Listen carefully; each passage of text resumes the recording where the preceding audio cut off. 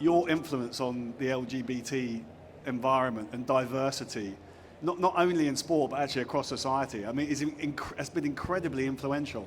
Yeah, it has been, and I'm proud of it, but what I'm more proud of, so I played in an environment, or I lived in an environment, should I say, when I was openly gay, where when I wasn't openly gay, I struggled again with, suicidal efforts and everything, because I couldn't be myself in an environment where you get the best out of being yourself by being able to be yourself.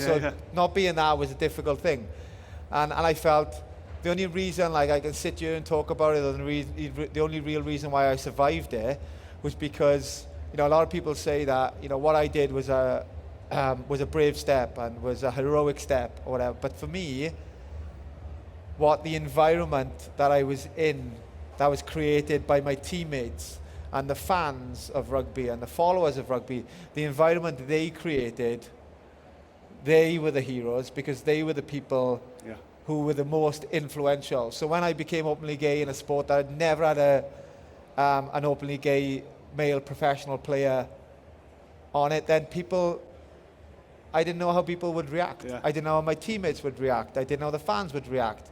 But the fact that everybody reacted, not in a way that made me feel better than anyone else, not in a way that made me feel worse than anyone else, in a way that just made me feel like I was every other day, then I feel that, to me, was the heroic environment. It wasn't me, it was the people around me that created the environment for me to continue to be me and be judged on my ability, not on my sexuality. It's really interesting, because it's how people embrace that.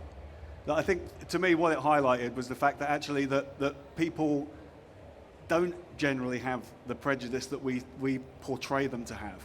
If you read the press, you would believe that everybody is homophobic or is racist. Of course there is. There are those pockets. But I think what your case showed really quite nicely was actually, as a general populace, as a much larger group, embraced it.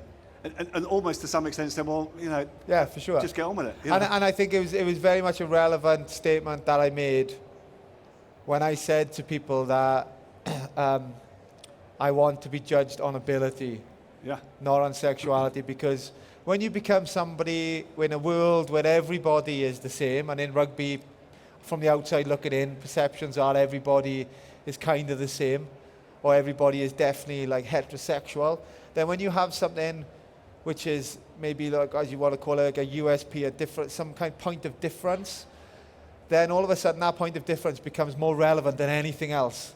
And all I asked of people is, I understand my point of difference, my relevance of difference will make a headline and we'll have people talking and in conversations, and that's absolutely fine. But within those two whistles, when I can be myself, within those two whistles, please only judge me on my ability.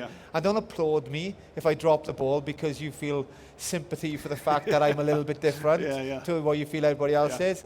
Boo me like you would have before, because that's the way that I will be able to feel like I'm still being treated for my ability and nothing else. But it does. I think it showed on whole, and I feel that sport kind of does have as a certain reflection on society, and I do believe within the whole, the majority of people are very supportive, and were very supportive. One of not only me being open about my sexuality, but also being part of being able to create an environment where I continue to just be me.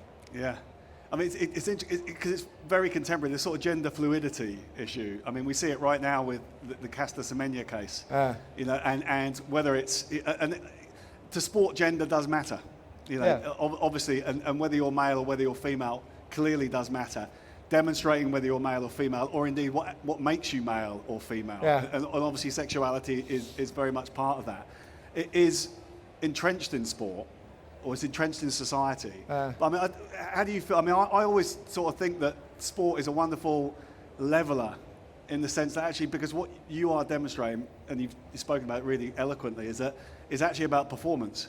And what people are doing is they're watching performers, and they're watching performance, they're not watching individuals, or what takes those individuals. So do you think sport is important in changing societal views in areas like this? Well, of course, I think if you look at the Caster Semenya case, it's it's a very delicate issue that has been raised through sport, but also, hopefully, it can start discussion on a topic that people maybe within a pub, within a running club, within the rugby club, the football club, would never even contemplate on talking about. Yeah. It's something that, it would never be an issue, would never be up for conversation. And I've been part of changing room chat that has meant nothing. And I've been part of changing room chat that's very powerful. It is because it's brought an issue to the surface that potentially, if this was a woman who was working in a HSBC bank and had told she'd have to use a different toilet because she had higher testosterone, more male testosterone than female, so right, then it wouldn't be a discussion. But sport, because everybody loves sport, everybody's engrossed in sport, it can not only bring up the issues, but I'd like to think also it can confront them and help people, give them the ability to be able to overcome them and see past them. Yeah. If only we could do sport in Brexit. Oh my God! I think sport can do some things, but I think that would probably be impossible. That would be an impossibility. I think what we'll do is